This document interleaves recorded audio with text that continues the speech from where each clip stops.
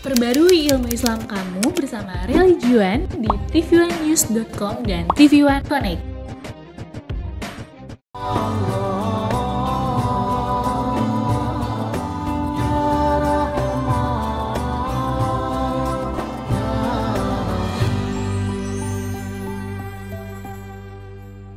Assalamualaikum warahmatullahi wabarakatuh. Bismillahirrahmanirrahim. Alhamdulillah wassalatu wassalamu ala Rasulillah Sayyidina Muhammad ibn Abdillah wa ala alihi wa sahbihi wa man walah. Wala hawla wala quwata illa billah. Ashhadu an la ilaha illallah wahdahu la syarika lah wa ashhadu anna Muhammadan abduhu wa rasuluhu lan nabiyya ba'da amma ba'd. Puji syukur mari kita panjatkan kehadirat Allah Subhanahu wa taala atas limpahan nikmat iman, Islam sehat walafiat, juga nikmat panjang umur, sehingga sampai saat ini kita masih diberikan jutaan bahkan tiada terhingga nikmat yang Allah berikan kepada kita. Wabil khusus nikmat iman, nikmat Islam, nikmat sehat walafiat, juga nikmat panjang umur.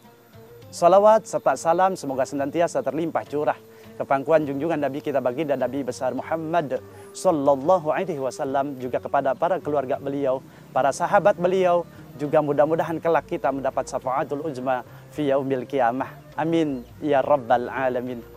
Pemirsa, Assalamualaikum Nusantara TV1 dimanapun berada, yang insyaallah mudah-mudahan senantiasa dirahmati Allah Subhanahu wa taala. Setiap manusia menginginkan daripada kebahagiaan di dunia dan akhirat. Siapapun manusianya, ketika ditanya ingin bahagia, pasti ia akan menjawab, tentu ingin bahagia.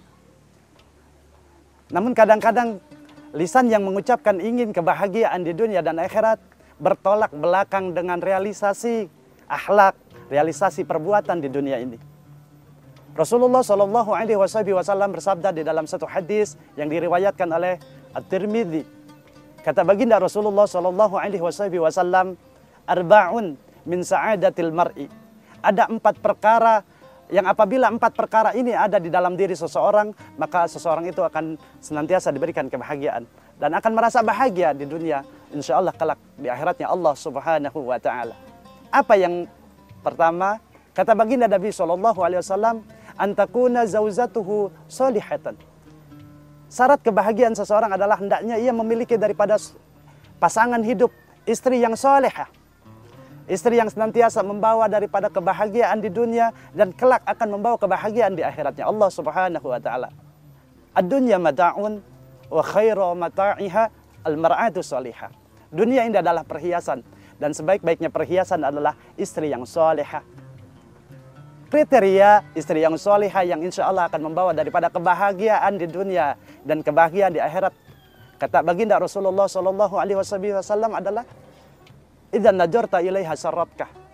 Apabila seorang suami memandangnya, akan memberikan daripada ketenangan jiwa, kesejukan hati, bahkan akan memberikan daripada raut wajah yang insya Allah menenangkan daripada seorang suami. Istri yang senantiasa memberikan daripada kebahagiaan dari tatapan matanya, perilakunya sehari-harinya, senantiasa bersolek hanya untuk suami, memakai wewangian hanya untuk suaminya, yang menjaga daripada dirinya hanya untuk suaminya. Yang pertama adalah hendaknya ketika dipandang oleh seorang suami, ia memberikan raut muka yang senantiasa sedap, sejuk, enak dipandang oleh seorang suami. Itu yang pertama yang menjadi istri yang kriteria istri yang salehah. Yang kedua, kata baginda Rasulullah Shallallahu Alaihi Wasallam, apa yang menjadi kriteria atau ciri daripada istri yang salihah adalah idza amartaha ata'atka. Ketika seorang suami memerintahnya suatu perintah yang tidak melanggar daripada syariat agama, hendaknya ia senantiasa taat kepada seorang suami. Pemirsa TV1, Assalamualaikum Nusantara dimanapun berada, yang dirahmati Allah Subhanahu wa taala. Di akhir zaman ini banyak sekali kita temui fenomena-fenomena seorang istri yang sudah tidak taat lagi kepada seorang suami.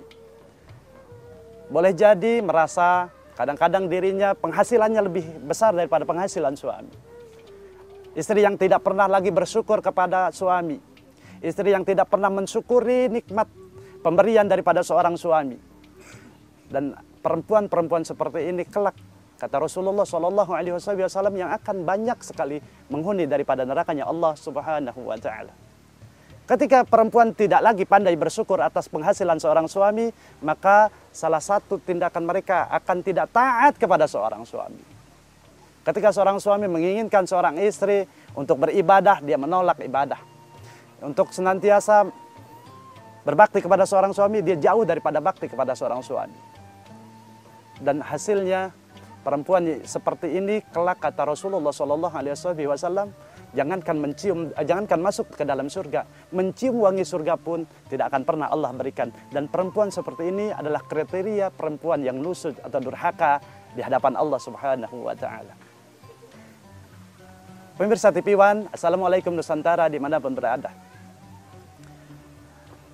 Istri yang tidak taat kepada seorang suami, sehebat apapun dia beribadah kepada Allah, ketika dia umroh setiap bulan, haji setiap tahun, sedekah setiap hari jutaan rupiah, dia lakukan sholat malam tiada henti, dia lakukan sholat duha setiap saat, setiap pagi, tapi ketika dia durhaka dan nusuk, tidak berbakti kepada seorang suami, dia ingkar terhadap suaminya, maaf, jangankan masuk ke dalam surga, mencium wangi surga pun tidak akan Allah pernah berikan. Na'udzubillah, summa na'udzubillah.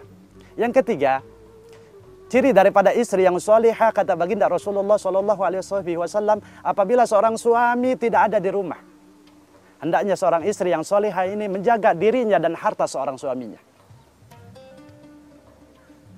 Pemirsa TV One, Assalamualaikum Nusantara dimanapun berada. Ada satu kisah. Ketika dahulu di zaman baginda Rasulullah Shallallahu Alaihi Wasallam, ada seorang istri yang taat, yang salihah, yang taat sekali kepada seorang suaminya. Ketika suaminya ikut berjihad dengan baginda Rasulullah Shallallahu Alaihi Wasallam, ia titipkan satu pesan kepada seorang istri. Wahai istriku, aku akan berperang bersama baginda Rasulullah Shallallahu Alaihi Wasallam. Aku titipkan, jangan engkau pernah bertemu dengan seorang laki-laki dan jangan pernah engkau keluar rumah sebelum aku mengizinkan. Atau sebelum aku pulang kembali ke rumah. Maka dengan pesan tersebut, seorang suami itu pergi berperang dengan baginda Rasulullah dan seorang istri yang solehah taat kepada seorang suami. Namun suatu ketika ada seorang kakak, seorang perempuan tersebut datang kepada rumah perempuan yang solehah tadi. Dia memberikan kabar bahwa seorang ayahnya sedang sakit keras dan ingin bertemu dengan seorang perempuan ini. Ingin bertemu dengan anak wanitanya. Tapi apa jawab seorang perempuan? Sungguh, aku cinta kepada ayahku, tapi aku tidak ada izin dari seorang suamiku sebelum ia kembali ke rumah. Akhirnya kembalilah seorang kakak dan datang kembali suatu hari. Kemudian, ia mengabarkan kembali bahwa seorang ayahnya yang sakit keras ini sudah, Masya Allah, sudah terlihat hampir wafat atau meninggal dunia dan ingin bertemu dengan anak wanitanya. Apa jawabnya? Aku mencintai ayahku, tapi aku lebih taat kepada seorang suami. Maafkan aku belum bisa bertemu dengan ayahku saat ini sebelum suamiku kembali. Dan sampai akhirnya ayah seorang perempuan tersebut wafat dengan izin Allah Subhanahu Wa Taala tanpa bertemu dengan anak perempuannya. Seorang batin anak kepada orang tuanya tentu sakit, tentu sayang, tentu dia berharapkan dia bisa di sisinya saat hari, detik-detik akhir daripada kehidupan seorang ayahnya. Namun apa daya, dia sudah kadung taat kepada seorang suami sehingga dia tidak mau menyalahi aturan agama Allah Subhanahu Wa Taala. Bahkan ketika kejadian ini, seorang kakak mencap kepada adik perempuannya ini adalah anak yang durhaka. Naudzubillah, summa naudzubillah.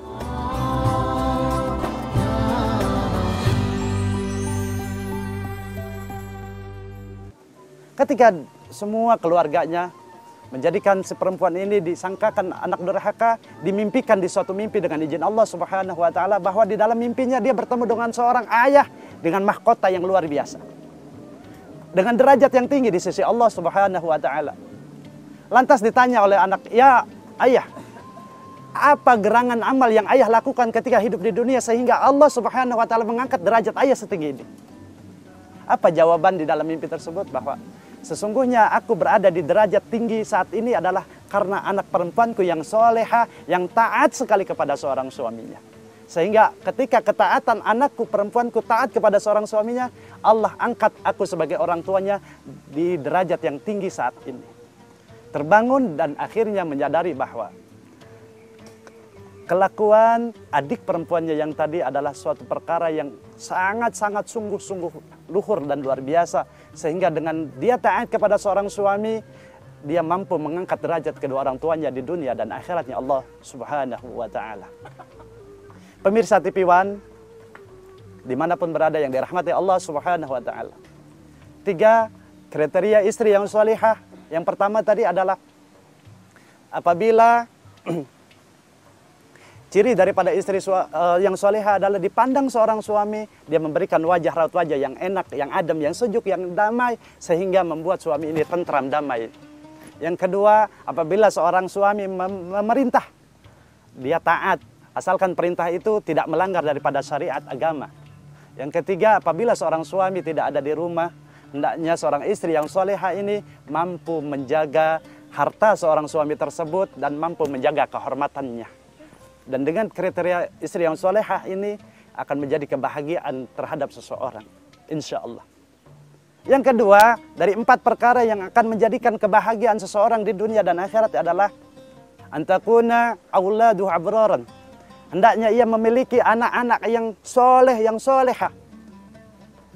Ketika seseorang memiliki anak yang soleh dan soleha, insya Allah dia akan memberikan daripada kebahagiaan di dunia dan akhirat. Dia akan mendapati kebahagiaan di dunia dan akhirat.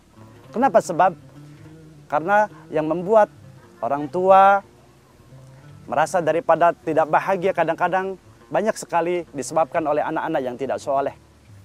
Banyak dan sedikit anak tidak ada jaminan, tapi soleh dan tidak solehnya yang akan menjadikan jaminan bahagia dan tidak bahagianya orang tua. Ketika anak satu tapi tidak soleh akan senantiasa memberikan daripada penyakit-penyakit. Tapi ketika walaupun anaknya banyak dan soleh, soleha, itu akan senantiasa membawa daripada kebahagiaan orang tua di dunia dan akhiratnya Allah Subhanahu wa ta'ala. Dan menjadikan anak yang soleh dan soleha itu tidak semudah membalikkan telapak tangan tentunya. Yang pertama, ada cara agar anak-anak kita senantiasa menjadi anak yang soleh dan soleha. Dari semenjak di kandungan, anak yang soleh dan soleha, ketika orang tua ingin anaknya soleh dan soleha, hendaknya dimulai daripada akhlak orang tuanya menjadi soleh dan soleha terlebih dahulu. Orang tua yang senantiasa berbakti kepada Allah dan Rasulnya, senantiasa mengamalkan daripada kewajiban ibadah kepada Allah dan menjauhi sejauh-jauhnya apa yang menjadi larangan Allah Subhanahu wa ta'ala. Dari mulai sejak kandungan, kita mendidik anak-anak kita, dibacakan ayat-ayat Al-Quran di dalam kandungan, di dalam rahimnya, dibacakan daripada zikir-zikir yang berharap semoga harapan doa orang tua ini dijadikan anak yang di dalam kandungan kelak lahir, ketika dia laki-laki menjadi anak yang soleh, ketika dia perempuan dijadikan anak yang soleha, dan ketika dilahirkan ke alam dunia dia diadzankan dan iqamatkan. Apa tujuan adzan dan iqamah untuk anak yang baru lahir? Yang pertama adalah agar pertama yang didengar dari ketika seorang bayi lahir ke alam dunia ini, kalimah yang pertama didengar adalah kalimah-kalimah thayyibah. Kalimah-kalimah pengagungan Allah, kalimah-kalimah pengagungan Sang Khalik. Sehingga awal pertama ketika indera pendengarannya dibuka oleh Allah Subhanahu wa taala dan bayi lahir ke alam dunia itu, yang didengar adalah kalimah-kalimah pengagungan terhadap Allah Subhanahu wa taala. Dan ini menjadi pendidikan untuk seorang anak. Dan mendidik anak, yang pertama agar kita ingin punya anak-anak yang soleh dan soleha adalah ketika sudah lahir diadzankan dan diiqamatkan, kewajiban orang tua kepada anak, hakul walid ala walad, hak anak terhadap orang tuanya adalah diberikan nama yang baik. Nama adalah doa. Hendaknya orang tua memberikan nama kepada atau terhadap anak-anaknya adalah nama-nama yang baik, nama-nama yang insya Allah menjadi doa-doa yang terbaik kepada anaknya. Sunnah memberikan nama-nama para nabi, silahkan. Sunnah juga memberikan nama-nama orang yang soleh dengan niat tabaruk agar anak-anak ini insya Allah dengan harapan kita sebagai orang tua dijadikan anak-anak yang soleh dan soleha. Setelah diberikan nama-nama yang baik, tentunya diberikan pengajaran-pengajaran agama. Ibu adalah tarbiyatul ula. Pendidik pertama, pendidik dasar untuk anak-anak adalah seorang ibu. Makanya tadi ketika kita mempunyai istri yang salehah, dia akan menjadi pendidik pertama untuk anak-anak kita. Pendidik utama ketika anak masih kecil, dia akan meniru bagaimana akhlak dan kelakuan seorang orang tua. Naudzubillah summa naudzubillah. Fenomena saat ini di akhir zaman, banyak sekali kita temui seorang ibu yang bahkan kadang-kadang memakai jilbab, bergoyang-goyang di kamera, di aplikasi-aplikasi yang Masya Allah menjadi dilihat oleh anak-anaknya sendiri. Anaknya akan meniru, mencontoh apa yang dilakukan oleh orang tua. Ketika orang ibunya joget-joget di depan kamera, ibunya main aplikasi yang mengumbar daripada aurat dan lain sebagainya, dia disaksikan oleh bukan hanya anaknya tapi orang banyak. Na'udzubillah summa na'udzubillah. Kebahagiaan ketika kita memiliki anak yang soleh dan solehah. Karena anak yang soleh dan solehah ini akan mengangkat derajat kedua orang tua ini baik di dunia maupun di akhiratnya Allah Subhanahu wa ta'ala. Kelak kita akan berdebat. Anak adalah amanah dari Allah Subhanahu wa ta'ala. Amanah yang diberikan oleh Allah Subhanahu wa ta'ala kepada orang tua. Yang amanah ini kelak diminta pertanggungjawaban di hadapan Allah Subhanahu wa ta'ala.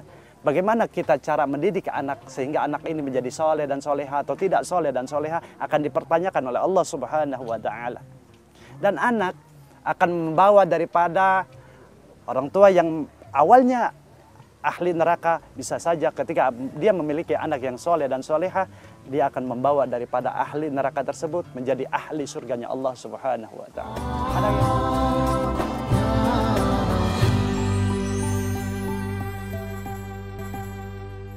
Anak yang soleh kelak akan berdoa di akhiratnya Allah. Ketika orang tua Allah putuskan menjadi ahli neraka, sementara anaknya Allah putuskan menjadi ahli surga, seorang anak yang soleh akan berdoa kepada Allah Subhanahu wa ta'ala, ya Allah ya Rabb, izinkanlah saya berdoa kepada Engkau. Saya tidak ridha, saya tidak mau ketika saya hidup di surga sementara orang tuaku ada di neraka Engkau ya Allah. Padahal yang menjadikan aku bisa masuk ke dalam surga adalah didikan orang tuaku. Aku ibadah, baju kokoku, sarungku, orang tuaku yang membelikan. Aku pondok, pesantren, orang tuaku yang membiayaiku. Apapun yang aku lakukan dalam hal ibadah, itu semua tentu ada daripada bantuan orang tuaku. Mereka lah yang sangat berjasa untukku dalam kehidupanku di dunia ini. Maka kalau aku bisa menggantikan posisi atau kedudukan orang tuaku, izinkanlah aku yang masuk ke dalam neraka sementara Engkau angkat daripada kedua orang tuaku ke dalam surga Engkau ya Allah ya Rabbal Alamin.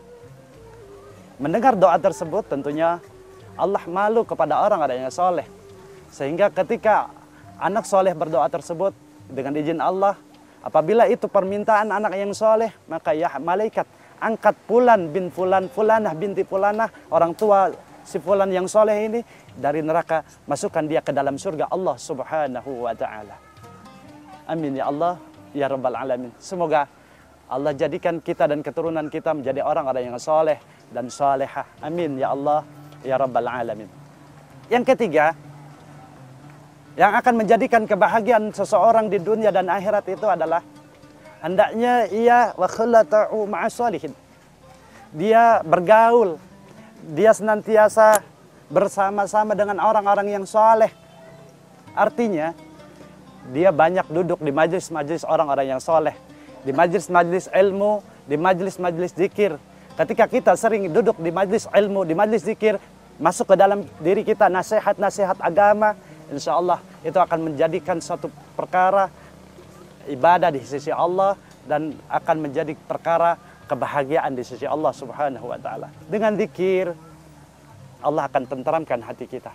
Dengan kita banyak duduk bersama orang-orang yang soleh, Allah akan jadikan hati kita ini menjadi hati yang lunak untuk nasihat, sehingga kita akan senantiasa banyak beribadah kepada Allah Subhanahu wa ta'ala. Karena semakin sering kita mendapatkan daripada siraman rohani, sering kita duduk di majlis ta'lim, akan memperkuat daripada keimanan kita kepada Allah Subhanahu wa Ta'ala. Pemirsa, Assalamualaikum Nusantara, TV One dimanapun berada, yang insya Allah senantiasa dirahmati Allah Subhanahu wa Ta'ala. Ketika kita jauh daripada alimil ulama, maksudnya jauh daripada majlis ta'lim, jauh daripada majlis ilmunya para ulama yang soleh, yang ikhlas, maka Allah, kata Rasulullah SAW, akan angkat daripada keberkahan di dalam kehidupan kita dan usaha kita. Ketika kita jauh dari ulama, jauh dari majlis ta'lim, jauh dari majlis ilmu, Allah akan daripada angkat keberkahan di dalam kehidupan dan usaha kita. Apapun pekerjaan dan usaha kita akan senantiasa merasa kekurangan karena jauh daripada keberkahan yang Allah berikan kepada kita.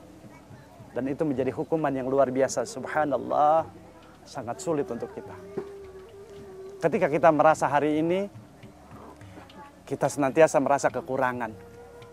Berapa banyak pun penghasilan kita selalu merasa kurang dan kurang. Tidak ada berkecukupan.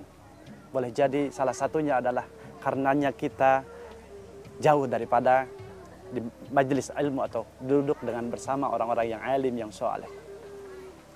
Kalau selama ini kita merasa kita banyak kesulitan, kalau selama ini kita masih banyak ketidakberkahan, yuk mulai saat ini kita niatkan di dalam hati kita, di dalam diri kita untuk senantiasa mulai duduk di dalam majelis ilmunya para ulama yang soleh untuk mendengarkan nasihat-nasihat agama.